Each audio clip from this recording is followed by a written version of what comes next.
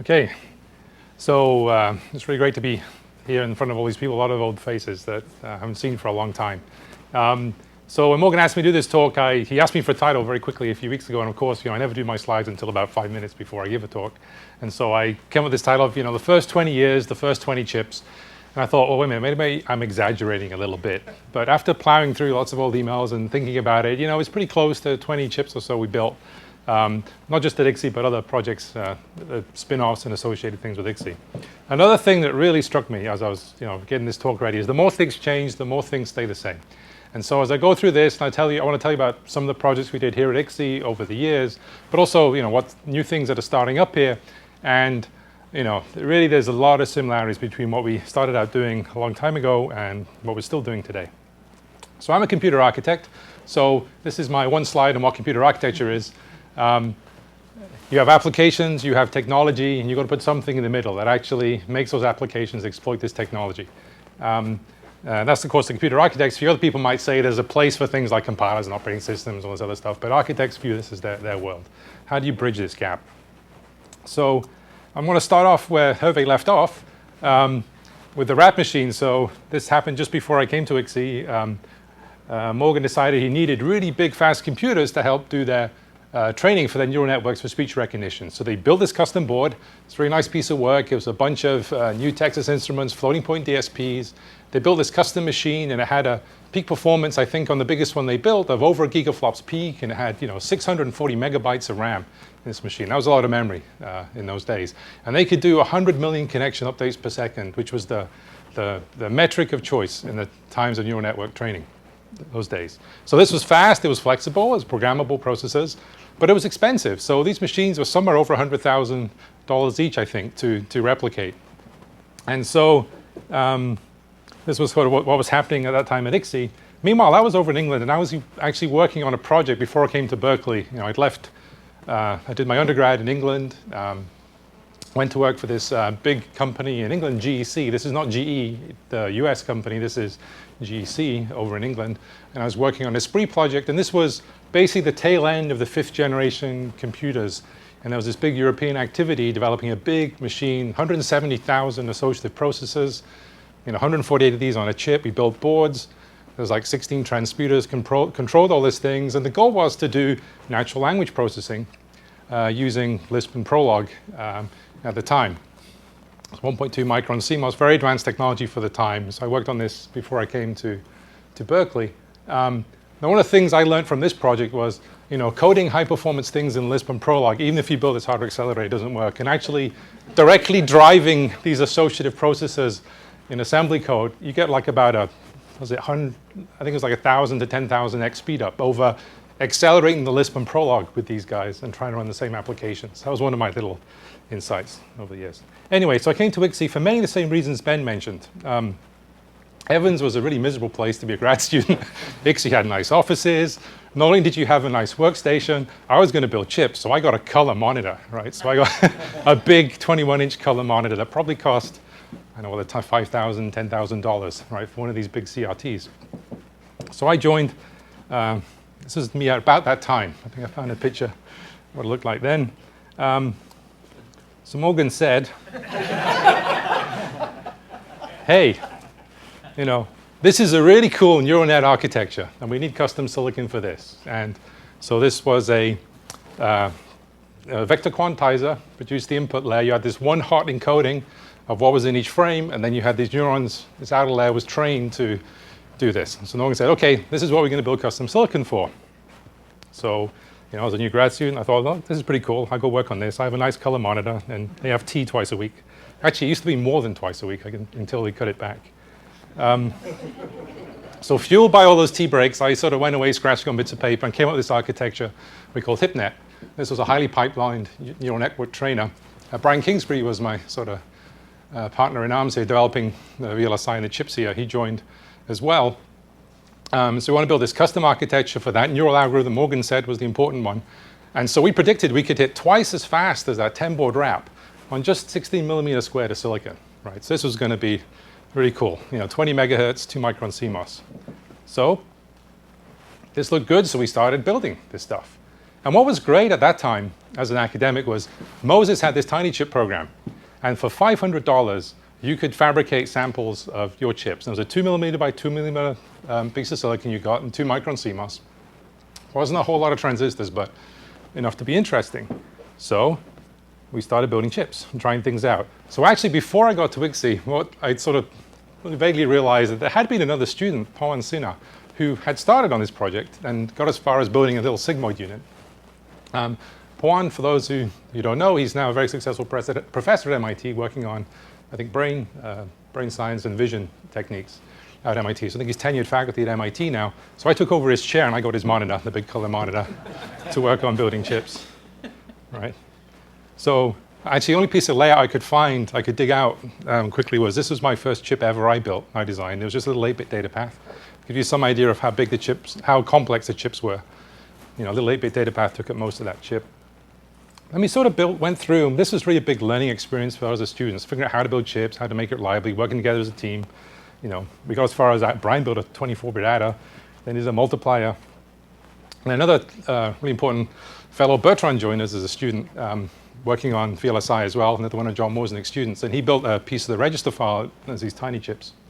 Okay, and of course, our advisor, John Wozniak, he wanted to also get involved. He was a hands-on guy, right? So he was going to build the RAM, because the RAM was the hard part. The RAM was more analog than the rest of these other pieces. So John knew best, right? He'd done all these chips. He goes, you know, we're going to use 45-degree lines in this SRAM, because it'll make it denser.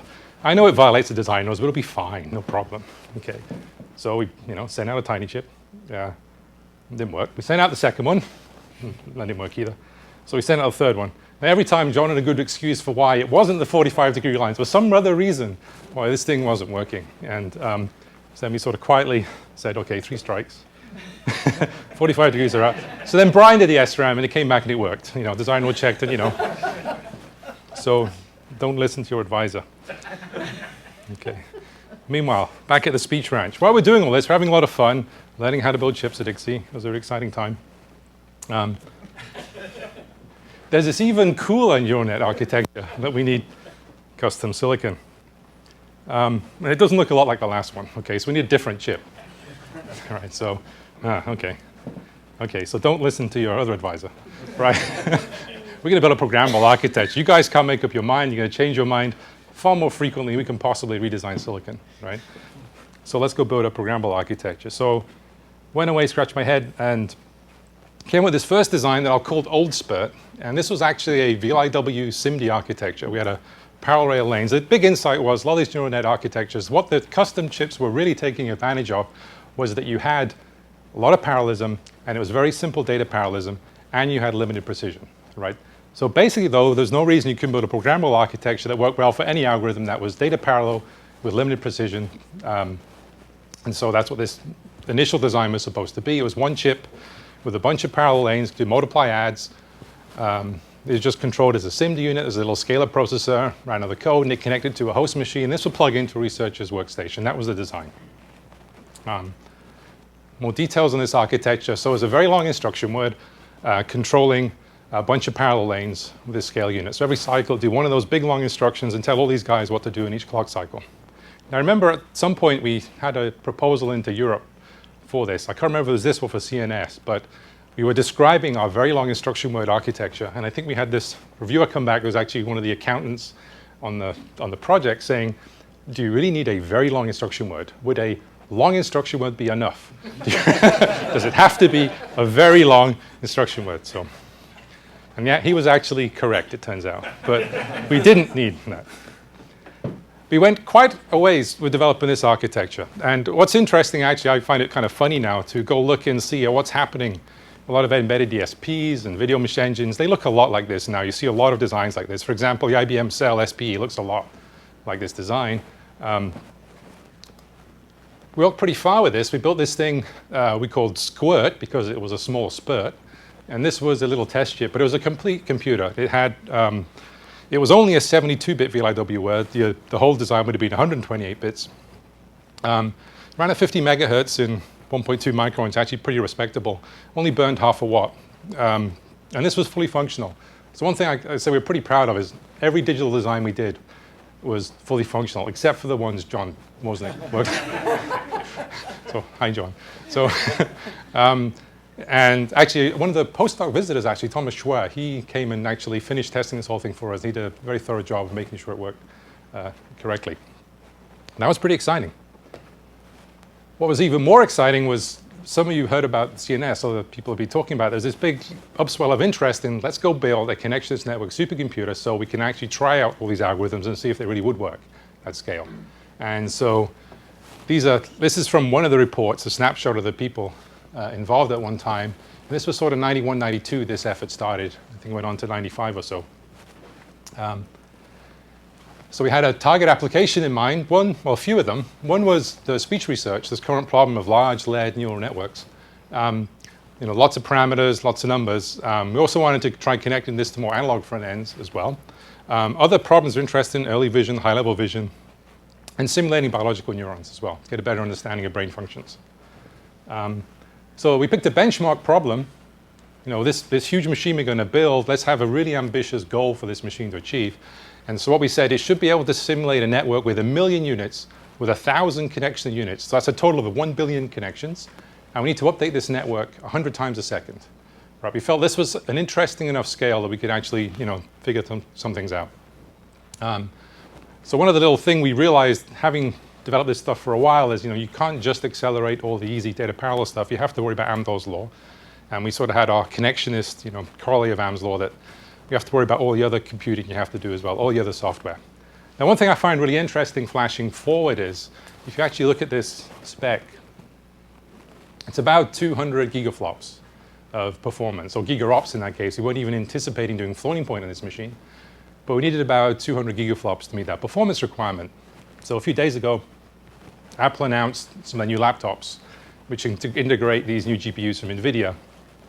And they're about 120 gigaflops peak. So now this big CNS machine is something that's one little chip on the motherboard of your laptop. Right, that's kind of the scale of progress. It's probably, actually the GPU is probably harder to program than CNS would have been, but it's a different story. Okay, so funding, I just pulled this up because I was actually astounded to see that we're actually getting about $2 million a year in those dollars to fund this project. It's actually quite a big effort involved here, and a lot of parties responsible for that. So the physical design was actually pretty impressive. So Jim, sitting over here, he was responsible for many styrofoam mock-ups of the design. I don't know if any of those are still around, but it's going to be a large cylinder about this high, Cray-like, but the surface of the cylinders would be covered with these little boards that would have multiple processors on. There was a big mesh network that connected all. And this was sort of the design that came into the first CNS design review in October 92. We invited a lot of people to come and give us feedback on what we were doing with this design, the CNS1. Krste, the model became a plant stand later on. All right. Right. So we're building these big supercomputers. Obviously, we had this other little project building this programmable accelerator for Morgan's speech work, but we're going to be building this big supercomputer. So we did another microprocessor design. Hey, we could do lots of processors, right? We started with something that was very similar to that VLIW SIMD design for old SPIRT, but as we got into it and I started thinking about it, we realized, vector instruction set would actually be kind of better for a lot of other reasons, mainly software. But there was actually one, loud voice of sanity in the group, Jim. He said, hold it, I still have this very famous email he sent around saying, you guys are crazy. You can't do two different microprocessor designs. We're quite far away through the original SPIRT design, and we'd started this another big project, doing another microprocessor. And there's only like 2 or 3 of us, right, doing all this work. He says, we haven't finished doing this. We can't do another one. Who's going to write all the software? Well, actually, it would be Dave, but he didn't know. He wasn't even here at the time. But so there's this problem of how you're going to, do multiple different designs. And so we made a very, very tough but very wise decision. We actually threw away all the work we'd done on the old VLIW SIMD SPIRT design. Right? Remember, we'd actually got a test chip that was most of the work, and we thought we were pretty close to doing the whole thing. But the reality was we couldn't do both these projects at once and actually finish. So we wanted to have the same ISA to reuse a software effort. And there was a lot of problems with the VLIW machine. The hardware was simple, but everything else was hard. Right? And as you realize in building a whole system, it's the whole stack. It's the whole path from applications to technology you have to get right. And it would have been just too much work to develop a compiler to work with this VLIW system. And so it's better trade-off to build a slightly more complex RISC architecture with vector extensions and use standard tools than to build a simpler piece of hardware and add all this complexity to the software. And as I was the one who had to write the test code, I find out even writing the test code was very difficult for the VLIW machine I designed. So that was kind of a, eating your own dog food. It didn't taste good, right? So and it was hard to do some things in this format. And there's a bunch of even technical reasons why it wasn't a good idea. So basically all the software was the reason we changed our hardware direction. So T0 was a vector microprocessor. So it was actually the first single chip vector machine, taking basically a lot of the ideas from a Krste and cramming it onto one chip. And the reason I got a thesis out of this is that a lot of the trade-offs change from a multi-chip, multi-board design like this when you actually move everything onto a single piece of silicon. A lot of design trade-offs are different. But this basic idea still works very well. So we built a single chip microprocessor with a standard RISC scale unit and this large wide vector extension. One little interesting tidbit is that T0 had the same memory bandwidth as the Krste 1, though 20 years later. A little cheaper. And a little cheaper, yeah. And you couldn't sit on it. Well, I guess you could, but it'd be uncomfortable, right? So these are some old slides some people might find interesting. So we went through this whole decision. Okay, we'll use a standard ISA to build this thing. Which one should we use? And at the time, the choices were Spark or HP's Precision Architecture, IBM's PowerPC, or this new DEC Alpha that are just coming out. We chose MIPS because it was the simplest and had good software tools. And at that time, Silicon Graphics was in business selling Unix desktop workstations, so we had a nice development environment for it. And also, we had these grand plans of going to a 64-bit variant at some point. So the next decision is buy or build a MIPS core. So there's this old saying about the only two mistakes you could make in a processor project is designing your own processor or using somebody else's, right? Those are the only two mistakes you could make, right? At the time, you could go out and buy these integer RISC cores from people, MIPS R3000 chips with a co-processor interface. So the obvious thing to do is get one of those and just add our value add on the side. However, looking at it from a systems perspective, that would be actually very much the wrong thing to do. It'd be very difficult to bolt our vector coprocessor on and play well with those caches. The interface would be very inefficient, so all the scalar overhead, the Amdahl's law would have killed us in that example. There's a lot of commercial companies that didn't understand this. For example, CM5, their vector units were an example of doing this wrong.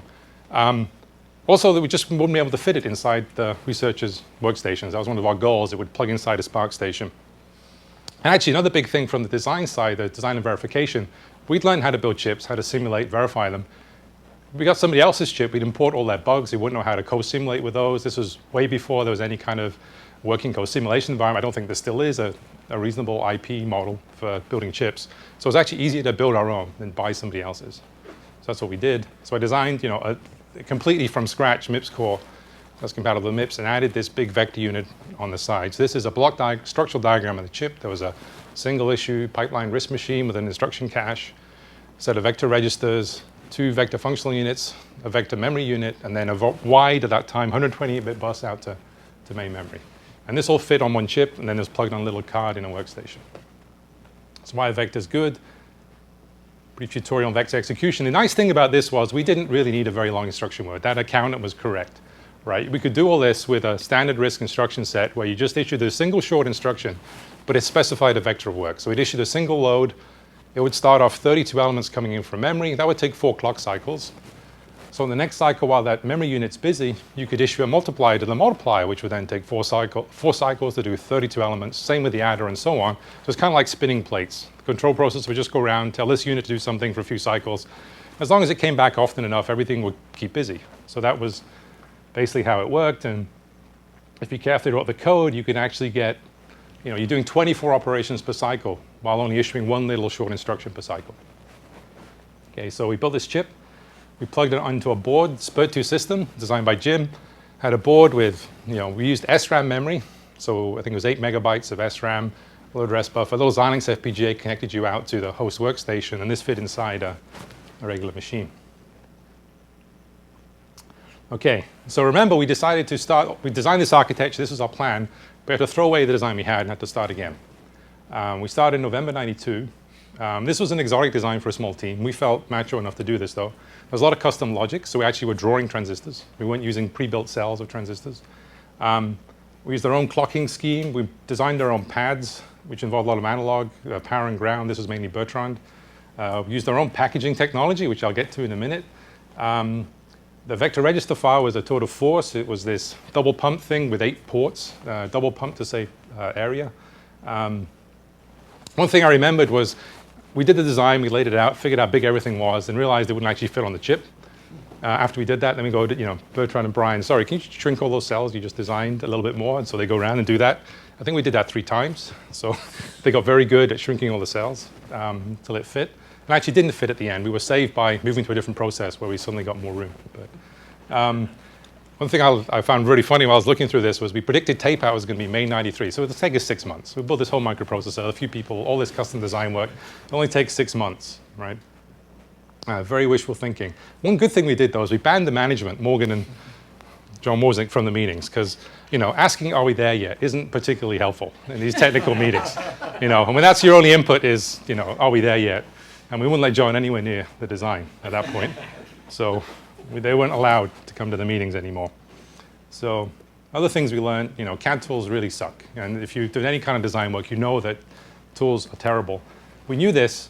So we had this resolute motto that we also knew it took a lot of time, that the real temptation is don't use the tools that are there, design your own tools. And then you end up in a tools project, you never build anything. So, I said up front, look, we're not going to write our own CAD tools, right? Definitely not going to write our own CAD tools. That was good because that meant we only spent 50% of our time writing and maintaining CAD tools, right? So it was good we had that, up front. And this was actually, I kept a log of how we spent our time over the period it took to do, and it was literally 50% on CAD tools. As an example of this, by the end of the project, we had everything laid out. All that custom design, all that hand design was done. There was this big hole where the automatically placed route stuff was supposed to fit. It took another 3 months to do the automatic piece, right? So all this manual design for most of it we'd finished, right? And this automatic piece we're waiting on. And part of the reason was each iteration, each attempt to do the place and route and synthesis would take a week on the machines we had there. So that was very painful. And Brian Kingsbury spent a lot of time developing, actually had to fix the tools so they would work, and develop a process by which it would actually do the right thing, right? But it was 3 months, everything else was finished. You're waiting for the automated piece to be completed, right? We were very tempted to go through and just do it by hand, but no, we just pushed on the tools then. So we finally taped out on Valentine's Day, 1905. So basically on this chip, there was the actual chip design. There was 3 grad students for just over 2 years. So actually, in hindsight, this isn't that bad, right? What we did. It was actually pretty reasonable. And we're pretty happy with the design. This is a sort of breakdown of it. Here's a little MIPS control processor. This is the control logic that took forever to place and route, little instruction cache. You see this very regular structure, very efficient structure. Just a few watts, 750,000 transistors. And we sort of managed to hit the performance we wanted to. Yeah, like I said, we actually designed everything to fit in a 1 micron process, and then we were having trouble getting it all. We actually filled the reticle. This is the biggest chip you could build, right? We just filled the whole reticle.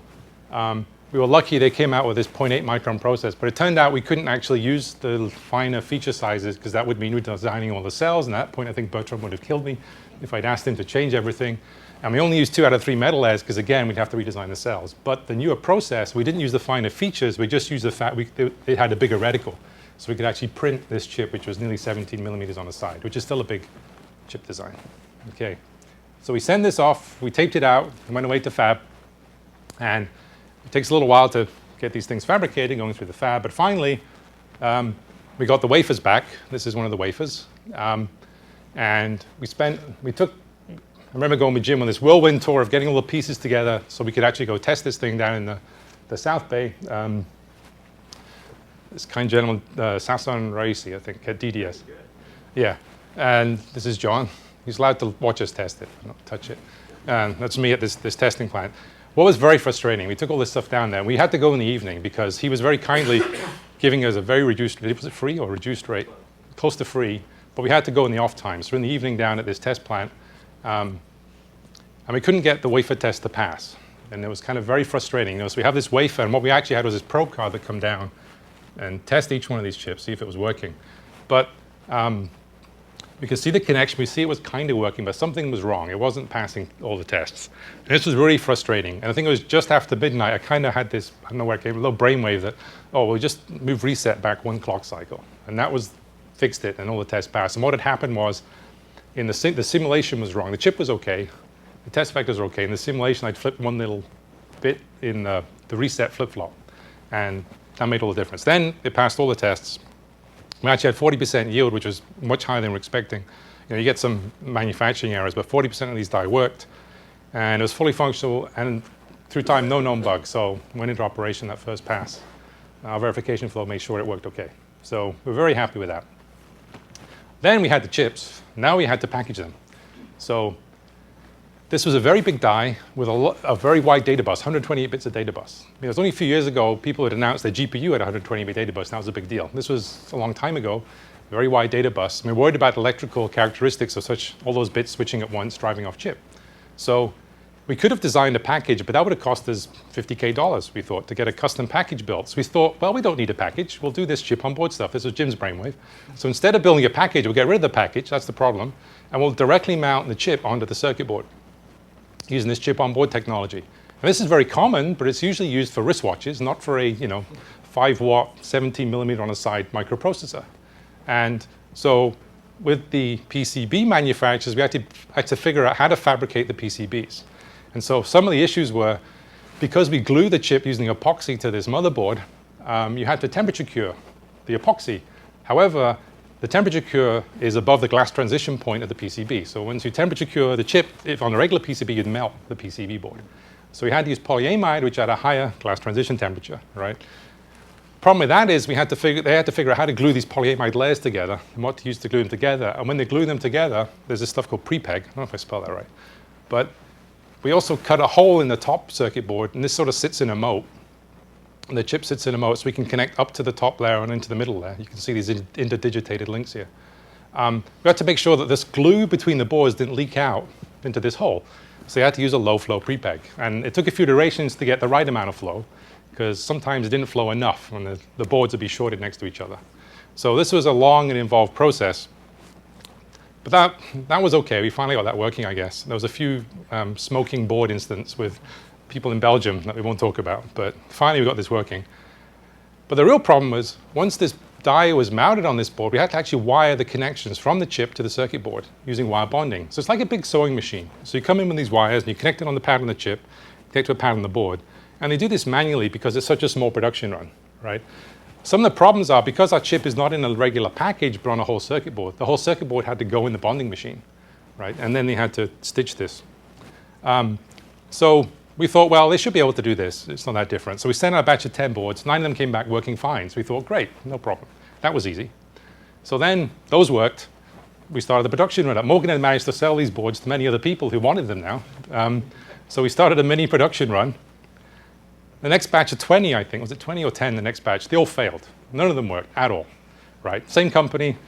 It turned out what had happened was there was this one woman, we ended up christening her Hilda. We never found out her real name. This one woman knew how to do this well.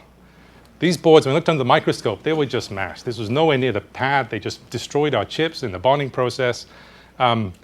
She left the company. I think we tried to trace her. Then we found out she'd come back to the same company.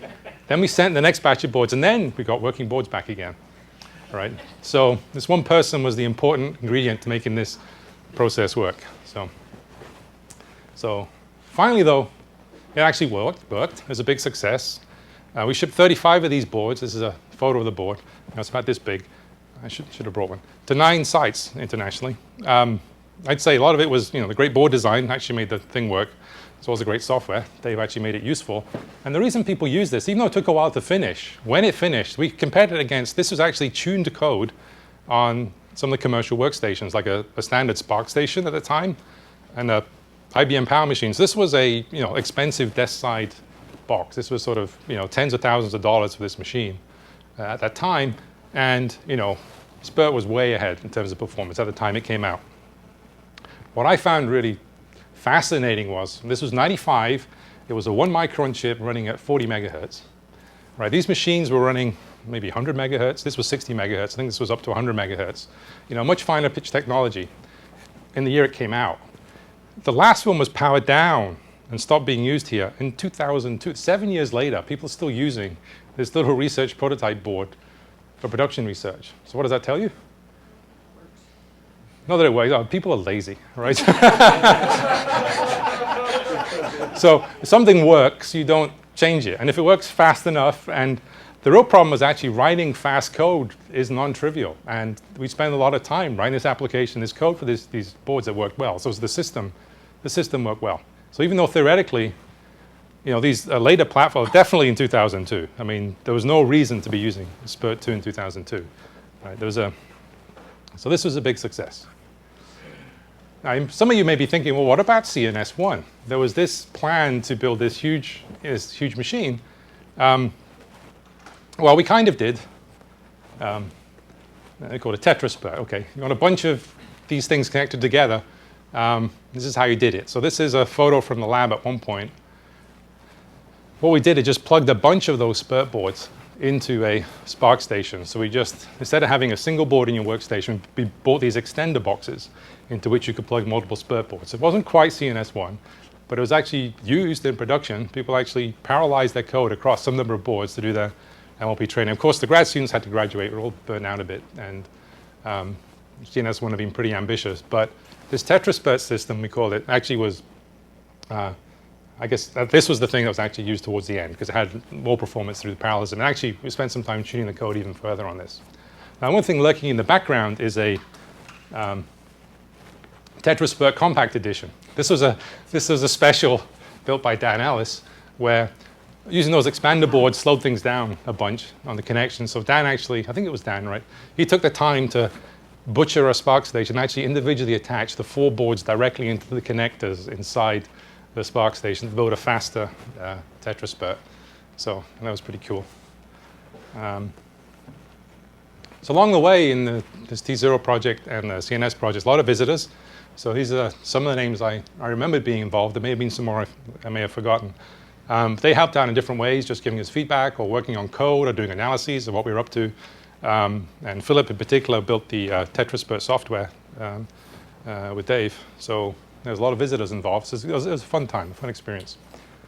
The thing about projects like this is not usually the thing you try to do that's the result. It's all these spin-offs that come out of it. So I just pointed out some of the spin-offs from doing this work. One was the vector IRAM project basically took the vector ideas and a version of T0, and that really, like Krste's thesis, actually, if you look at the vector IRAM chip, it contains ideas from my thesis, but he actually implemented it and improved on it. So it kind of fed into that project. Another one that actually is very widely used is the MIPS chip we put on the T0 only was integer only, and we did floating point emulation. So we hired John Hauser, who's a grad student here, an expert in floating point, to write these floating point emulation libraries. He wrote standard C versions of all the floating point operations, IEEE operations, as well as vectorized versions of them. The scalar ones implement the standard very accurately. These are actually very widely used. So I keep bumping into people using these libraries, but they're actually paid for by the SPIRT project. This is what funded development of these. And John was actually a student of Velvo Kahan, so he knew a lot about how to do floating point correctly. So these are very widely used. He's still maintaining those. That was one spin-off.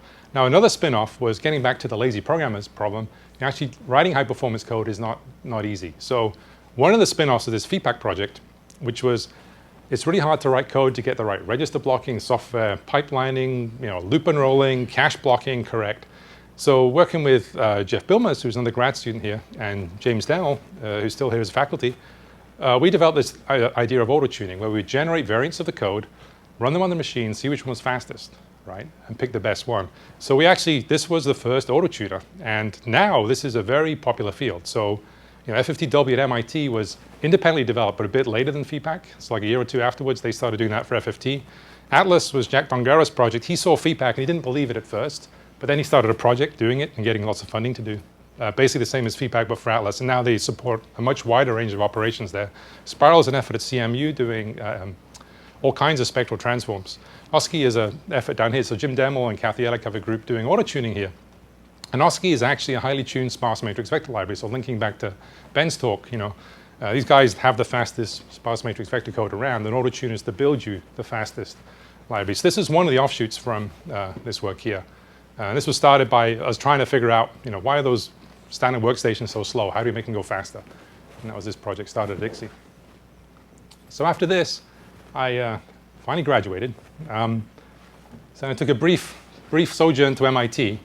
And this photo is interesting. It's at MIT in Tech Square, but it's me installing a SPERT board in a Spark station at MIT to play with, to get going. This is in the lab at MIT. So at MIT, I was still interested in vector processors and how to build them better. And one thing we started there was this vector thread project. So the vector machines are good for codes that have data parallelism, so like the neural net codes we had. But multi-threaded architectures are good for more irregular kinds of code. And so these two kinds of architecture sort of compete. Now, the nice thing about a vector architecture is very efficient. You amortize a lot of overhead in controlling all the data paths, and you can exploit structured memory accesses to the main memory system to make that more efficient, but you can't do any kind of complex code. Multi-threaded machines, very flexible model. Each thread can go do its own thing, but it's expensive in terms of a lot of overhead. Each one has its own control. You can't get at structured accesses to the memory across the threads, and you have to synchronize these threads if they're going to cooperate on doing the same problem. So there's a lot of drawbacks to the threaded style model.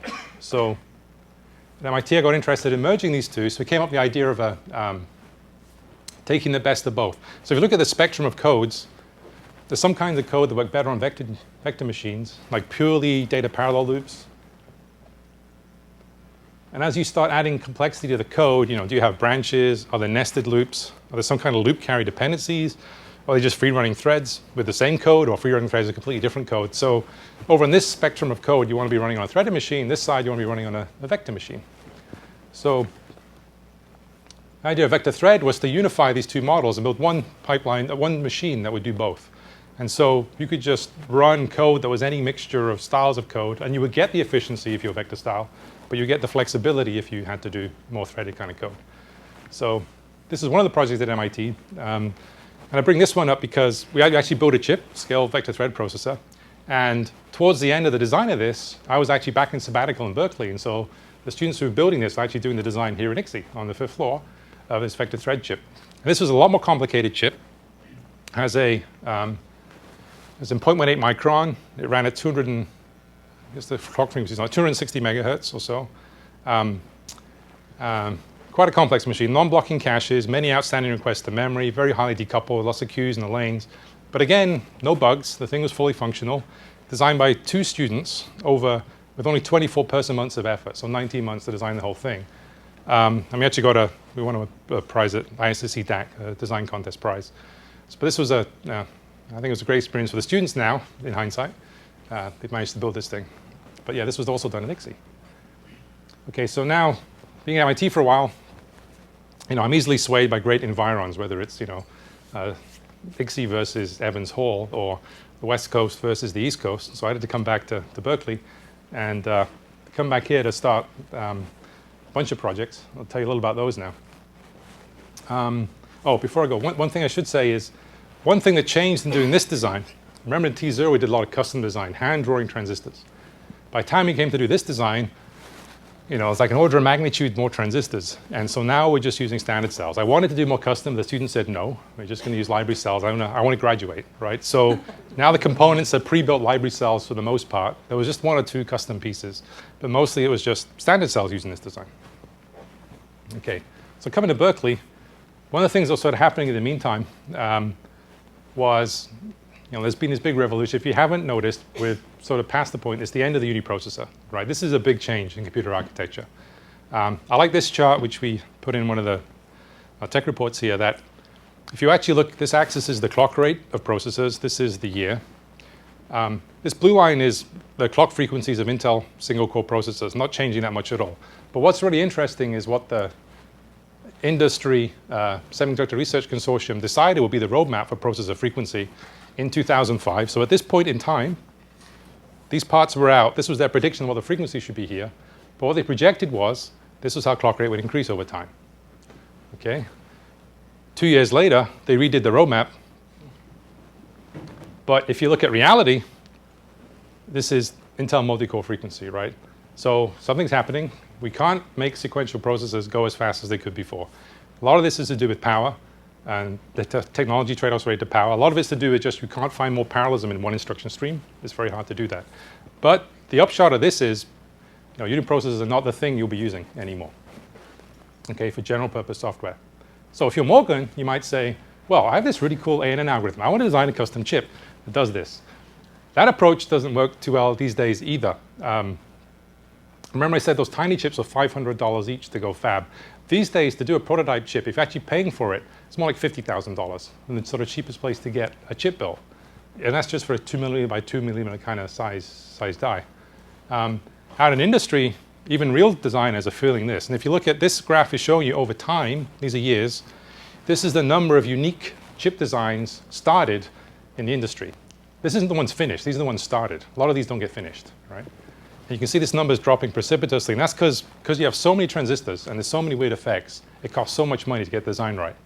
And so this number's plummeting. So people aren't building as many custom chips as before. And what's even more worrying, if you were to break this down into technology, what you'd see is the most advanced technologies have even fewer chip starts. Only a few people can build 45 nanometer chips.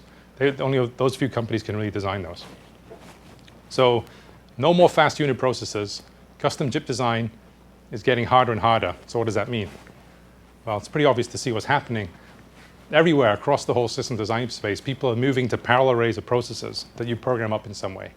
When does that line cross 0? It won't get to 0. It might. This line may get down to 100, a few hundred. Actually, it depends a lot on which technology you're in.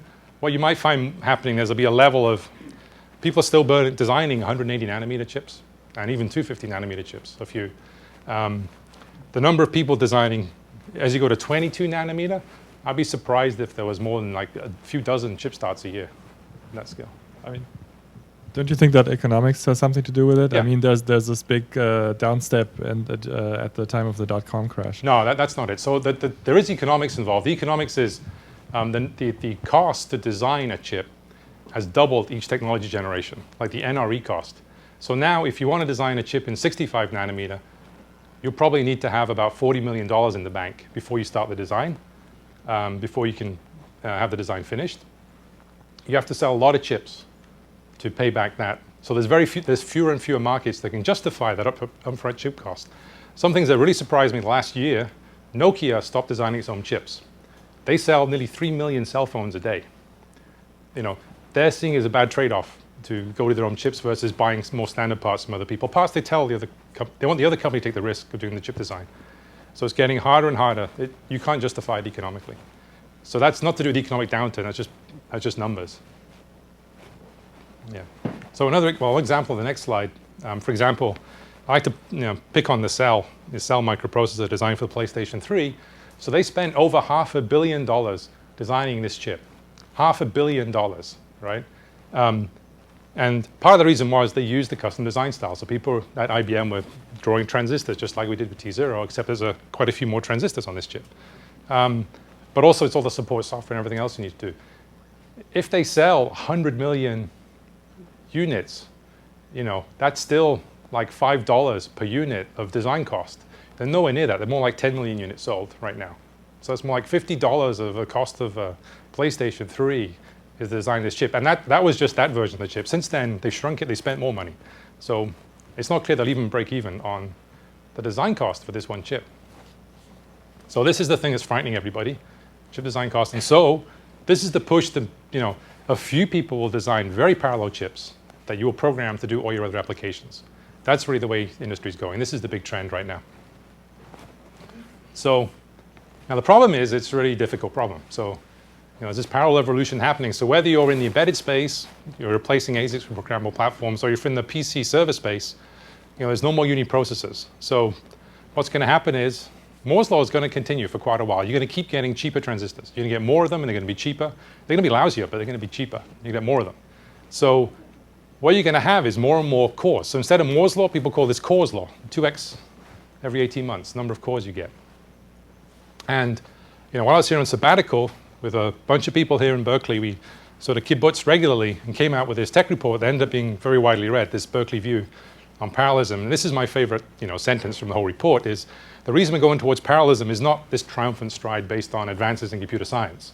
It's because it's even harder to do the opposite and try and build faster uniprocessors. All right, so that way is blocked. Nobody has a solution there, so it's not an alternative. I don't think this is quite sunk into the software community yet. Nobody's going to rescue you. Nobody has a 10 gigahertz processor design. If you want to take benefit from this extra technology, you're going to have to parallelize your code, and we don't know how to do that. So, yep.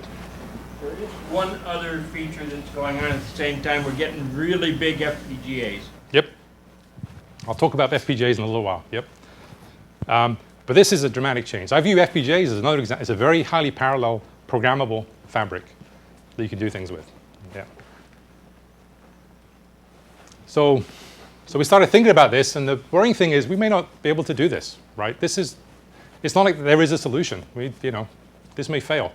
And the reason people are scared is that if it fails, what does that mean? It means that a new computer won't be faster than your old one. So why would you buy a new computer? Well, if somebody sits on it, right? Or you flush it down the toilet, or you spill coffee on it. That's why you'll buy a new computer. Now, if the industry changes from being a growth market, where people are buying new computers because they do more things, more features, to being a replacement one, then sales go down. The whole model of building fabs, everything goes away, right? And you collapse, right? So if the industry really matures and changes from being growth to being replacement industry, this is serious business. I mean, Intels of the world will lose a lot of money. A lot of people lose. They bet on this being a growth industry, okay? And so, like I say, it's not clear this is good. We don't have a solution. Nobody has a solution to this. People are working on it, trying to add value, right? So we wrote this tech report starting, I guess, 2005. I was here on sabbatical with a bunch of people. We had a lot of people involved. So one thing we tried to do is pull in lots of different folks, from all different kinds of areas, to think about this. And we did all this without any notion of funding. This was just interesting to talk about. What happened, though, was a few months after we released this tech report, Intel and Microsoft decided they would fund a competition to award money to a center to attack parallel programming, because the government basically was AWOL. The last 10 years, they pulled out all the funding of parallel programming, parallel computing. There was no research. The whole pipeline had broken down. So at ICSI, I remember, PSA, there was a big project in parallel programming, sort of the early 90s. But like that and a lot of other places, the funding disappeared, so all the researchers disappeared, went off to other areas. So there was a real break in the research pipeline. Intel Microsoft saw this, and they saw the sea change. So they decided to go fund and start the Parallel Computing Center. So a couple months after we'd spent a year or so working on these ideas, they put out a call for proposals, right? We were golden, right? We've been working on this for a while. So we submitted the proposal. They invited 25 universities in the US to submit. Out of those, 4 were selected for the final round. That was MIT, Stanford, Berkeley, and Illinois. And in last August, they announced that Berkeley was a unanimous winner, so we came top. So we got the first award, but they wouldn't let us announce it for 6 or 8 months until legal stuff was sorted out. And then they decided this was such a big problem, they're going to fund Illinois as well, who was second. So it's interesting, the 2 public schools came top out of that last 4, Berkeley and Illinois. So they funded this big center called Parlab. And it's interesting, the funding for Parlab is, from those companies, is $2 million a year, which is just like CNS was, except we have extra matching money now from the state too. So it's more like effectively about $4 million a year for the Parlab. So our goal is a big one. Easy to write, correct programs, run efficiently on many core, right? So, and the thing that's different this time, like I said, things seem the same again. Oh, we're building another parallel machine, or maybe looking at parallel programming, and we're looking at apps. The big difference is a much wider range of apps. This is not just specialists, research specialists who need a big machine. This is everybody, right? Because if we can't convince everybody to buy this stuff, industry goes away or changes dramatically. So how do you make it pervasive that people use parallelism? So I don't have time to go through this in detail, but one thing I will point out is most of the effort is going in the software stack and applications. One of the big things we're doing is being driven by applications. But again, this reminds of being the time at ICSI where we're driven by connectionist research, speech recognition. Those are the things we want to make accelerate. And I think part of the success we had was concentrating on the app. And lo and behold, one of the apps we picked for Parlab is speech. So Morgan's group is working with us with Parlab, and as am I. So the speech group here at ICSI is being partly funded by this and collaborating with us on driving this agenda forward.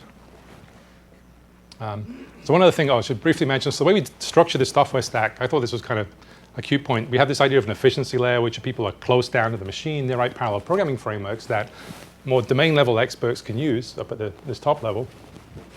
I found this old slide about CNS1. So some of you might remember this. In CNS1, we had this notion of wizards who knew everything about the level details of the hardware. And then we had the domain experts up here who knew everything about simulators but didn't know much about how machines worked. The same kind of layering division, shows up again in this the Parlab stack. Okay, so getting on to FPGA. So what we can do about building chips?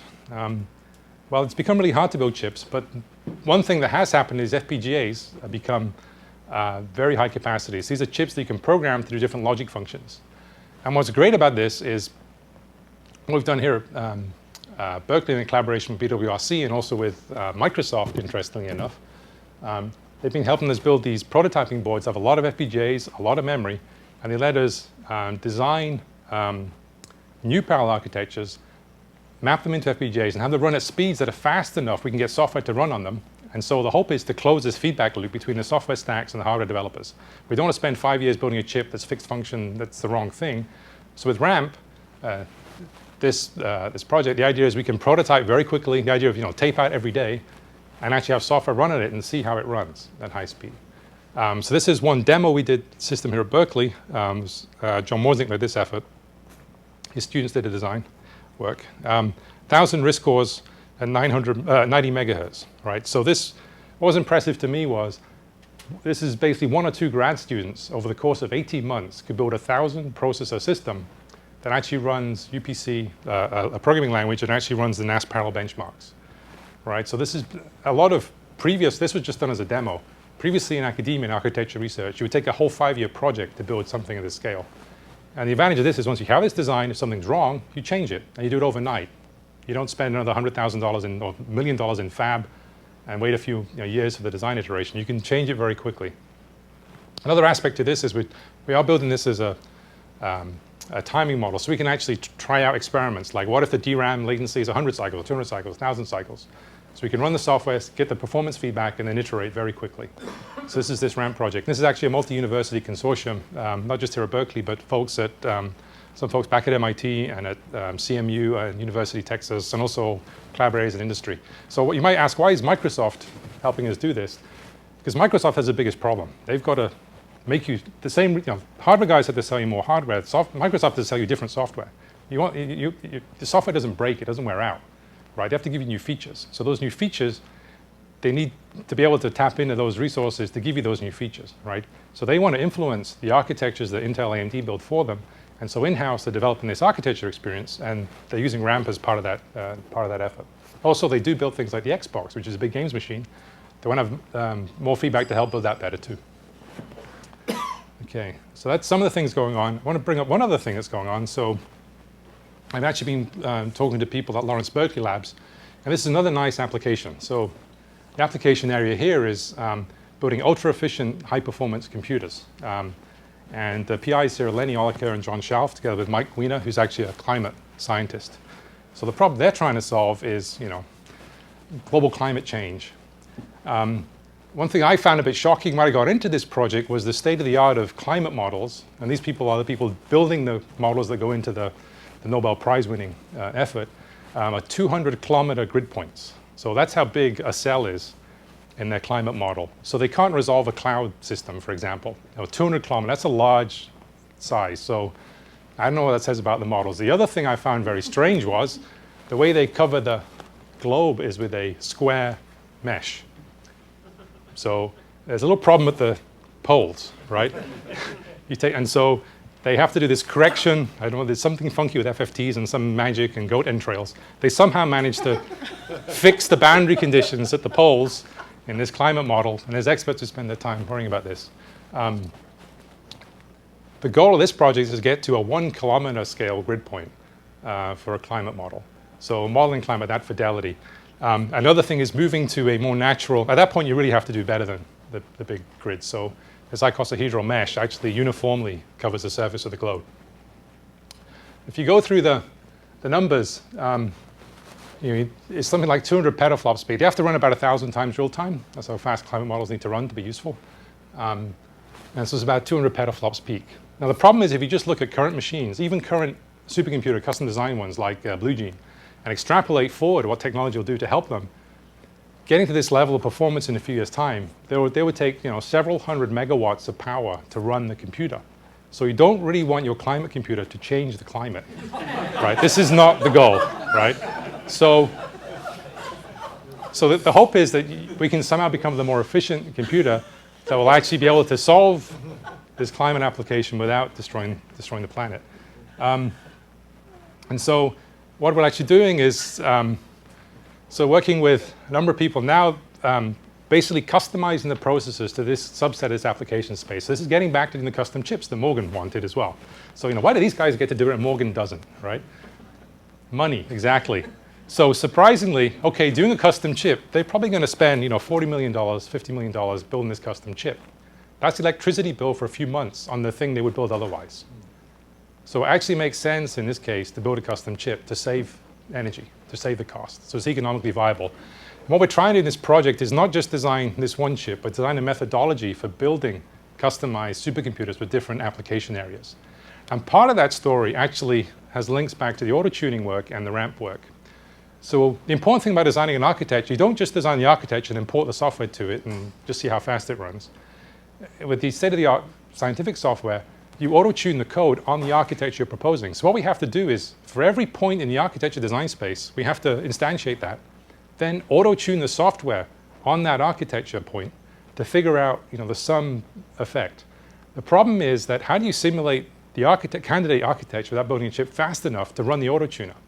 And that's where ramp comes in. So the idea is, and I think our status right now is actually have this basically working. We can take a core, and we're using Tensilica to provide the base core. We customize that core, we map it onto the FPGA, then we run the auto-tuning software on there to get a data point of how fast does this architecture run code that's been optimized for that architecture as a design point. So it's two-level design space exploration we're doing. Another thing I find interesting, if you look at technology trends, remember the T0 chip we did was, we were moving transistors around. On the scale chip, standard cell libraries moving around. This scale chip, processors are the components, right? In this case, we're just getting these from the company and customizing them. And that's really the scale at which the design is being done.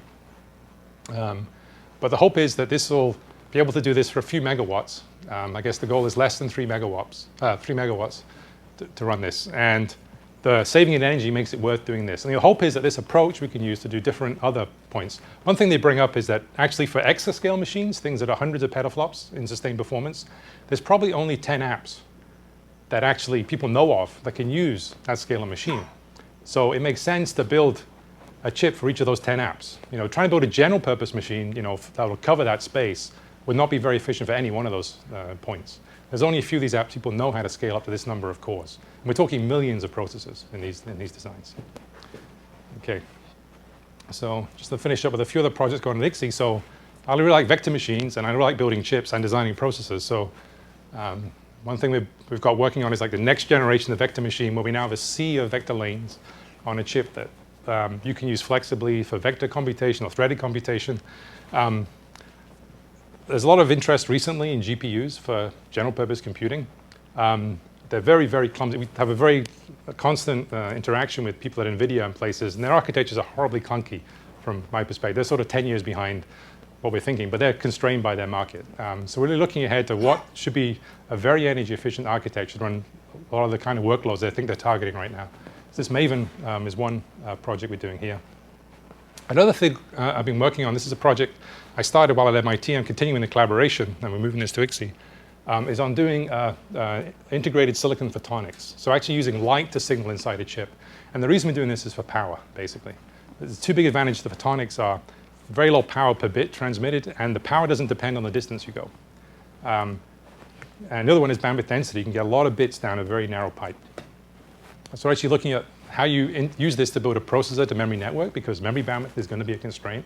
Both the bandwidth you can get and the power you can burn connecting the processor to the memory.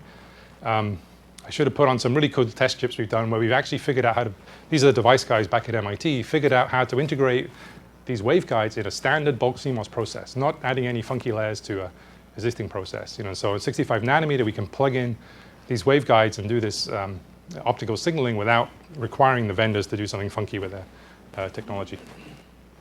So that's just some of the work that's going on here. So it's been a lot of fun. It's been a great 20 years. Morgan may have showed this photo at the beginning. I don't know.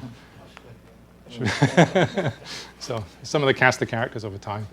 Yeah, I think looking forward to 20 more.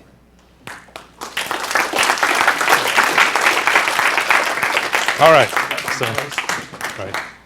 So here's a spurt board, a real spurt board, and here's the wrap. So like 10 of these equals one of these. That was the trade-off. Very cool. Right, and the chips. You can see the chip on board technology here. Right. So. Great. Some other questions for Krste. Yeah, so in one of your applications, you had gaming, speech, and health aspects and stuff like this. So more and more the world is, the real world is all analog, and you have to interface back to the analog thing, the sensor or at the RF level. You didn't talk much about mixed signal processing. So how's that trend going, and how does that impact the digital hardware revolutions? Yeah, like I said right at the beginning, when we did CNS, there's a lot of interest in that analog interface to the real world. I think this mixed signal processing is a very important component in a modern system. However, what you have seen is as digital processing got more cost effective, it got pushed out. It scales better with finer technology. So what you see is in current mixed signal designs, people are replacing as much big analog components as they can with more digital and using digitally controlled analog at the interfaces. I think that's a very interesting area, but that's definitely more at the I/O. And I think the thing that will never go away is I want a programmable digital computer that does exactly what I tell it to do, predictably, reproducibly. So that piece, both these pieces are going to be needed in all future systems. They have been needed over time. You go back decades where you had the analog front ends were very important to the overall performance of a system. Still true today with RF and wireless. They're not competing. They're both needed to be done correctly. I think there is a lot of interesting work in taking out the analog of the analog and replacing it with as much digital control, so you have a few high accuracy analog fewer high accuracy analog components or less accurate analog components, and use digital to make up, because that's just the way scaling works. But yeah, it's all needed. It's all needed to make a good system. Yep. What kind of programming language to use for the many core approach? The extreme one, like an Intel CT or CUDA of NVIDIA, or do you have your own so programming model? So I'd say one of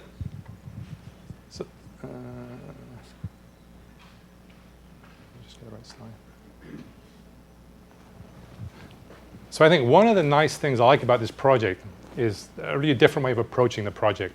So we started off saying one of the big ideas about this project is there's no preset big idea. It's more a process. So a lot of problems we've seen previously with parallel computing, people would say, oh, I have this hardware widget. That's what you need to solve parallel computing. Or I have this programming language, which is what you need to solve parallel computing. Or this compiler pass is the magic you need. And really, to solve a big application, what we see, we actually talked a lot to application developers. Any big application is written in multiple languages. That's not going to change. What is important that we are working on is what are software architectures you want to build. Those concepts transcend languages, and they're much more important than language syntax or type checking or any of those other features. It's really, can you draw a picture on the board you understand of your software architecture? That's valuable even if you're writing sequential code. It's even more valuable when you're writing parallel code. So one of the things we're trying to figure out is what are the parallel patterns you should document. Like these are known parallel solutions to your software problems. You can implement any language you want. Actually, as we go to implement this, what we are working on a lot down at this level is coming up with parallel runtimes that are interoperable, because people will not agree on a parallel runtime. So for example, at Intel, they have CT, they have the TBB thread library, they have OpenMP. What's interesting is if you write code that uses their TBB, for example, threading library, and it calls optimized parallel routine in their math kernel library, they fight over controlling the processor's runtime. So what actually happens now is if you call MKL from TBB, there's a little flag they can check. Am I being called from a parallel runtime? If so, I run serially. So they kind of give up. That's kind of not what you want to do if you want to run. So one of the things we are looking at is a very low-level ABI right down above the machine that lets different parallel runtimes cooperate in how they manage the processing resources. And that lets you build composable parallel software. So I think much more important than a language is, can you take two components and have them plugged together and work well? We know how to do it with serial. We've got no idea how to do that with parallel yet. So.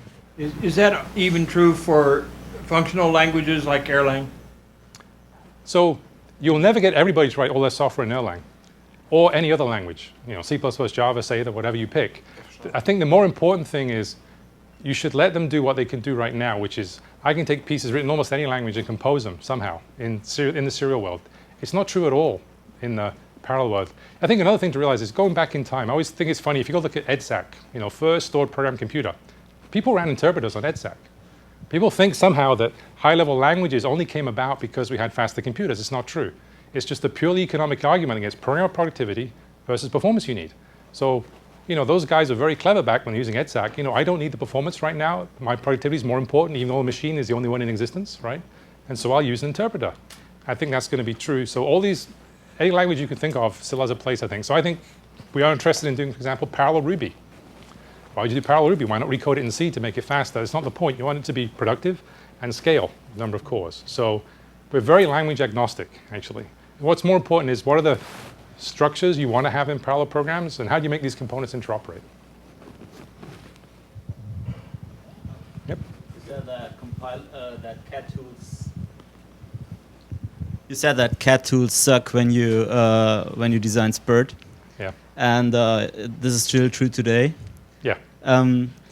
It's actually always true. Yeah. And there's a reason. There's actually an economic reason why it's true. The economic reason is you remember that graph about number of chip design starts? Yeah. That is the revenue base of the CAD tool companies. Yeah, right. That's the question I have.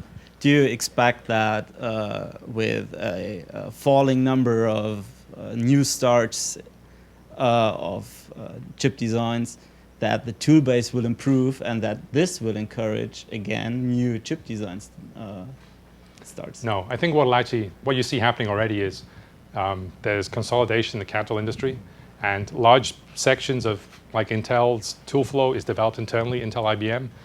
There used to be a business model where you would take all the effort needed to build a tool, do it in a company, and sell it back to all the consumers. When there's only 2 or 3 or 4 consumers of the 22 nanometer tool flow, they're competitors, so they'll just do it themselves internally. The business model falls apart. I think what you might see, though, is hopefully better tools for things like FPGAs and parallel programming. So I think a lot of systems, if I'm a systems developer, I think you should give up, if I was starting as a graduate, I wouldn't think about designing my own SoC as in building the gates. You should be looking at how I parallel program somebody else's substrate, is where the skill set will be. And the tools to help you do that will be important. But you won't be able to, the only problem is people don't pay for software tools. For some reason, they pay for CAD tools, they don't pay for software tools. So I would not fund a startup doing software for parallel tools development because you won't get any customers paying any money for it. So yeah, I think I don't see how to make the economics work out. Okay, let's thank the speaker again.